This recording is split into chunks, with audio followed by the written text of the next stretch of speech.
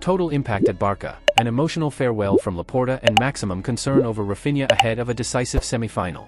The club is going through hours of institutional transition while, on the sporting side, Hansi Flick is keeping his fingers crossed to recover one of his most decisive players before the clash against Atletico de Madrid at the Metropolitano. But before getting into all the details, remember to subscribe to the channel and leave your like. Our goal is to reach 1,500 subscribers this month. It's completely free, quick, and helps us a lot to keep growing. This Tuesday morning, no longer officially serving as president, Joan Laporta went to the Joan Gamper training ground to personally say goodbye to players and club staff. It was neither a symbolic nor an improvised visit. He arrived accompanied by Enrique Massip, one of his most trusted figures in the sporting department, and shortly afterward the acting president, Raphael, just joined them. The image of the three together sent a clear message: the transition is organized and Barça will not be left adrift. Laporta wanted to reinforce the idea of continuity. He first met with the first team before training, speaking calmly with Hansi Flick, the players, and the coaching staff.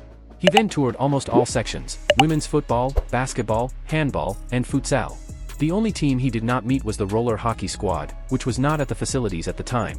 During his 5 years at the helm of the club, Laporta maintained a constant presence at the training ground, both in moments of glory and in the most difficult times. In his farewell speech, visibly emotional, he summed up his tenure with simple but meaningful words: "It was a huge privilege to be your president over these 5 years, especially the last 2. We achieved beautiful things thanks to you. Thank you very much.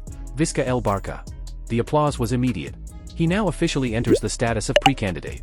He needs to gather the required signatures to formalize his candidacy, something that all indications suggest he will achieve. If confirmed, he will compete in the elections with the intention of leading the club again starting June 30th.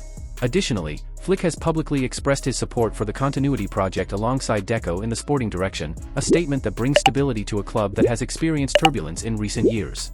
Meanwhile, on the sporting front, the concern has a clear name: Raphinha.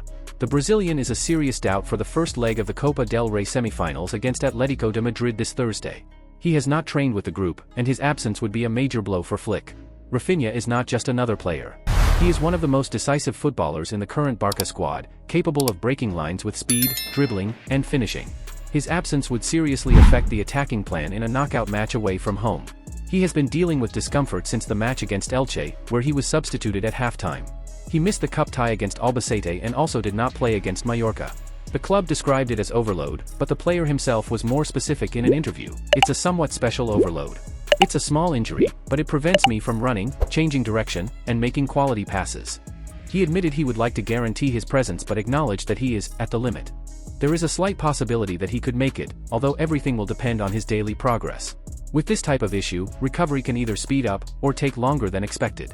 The positive note comes from Frenkie de Jong, who returned to training normally after some pubic discomfort and is expected to start.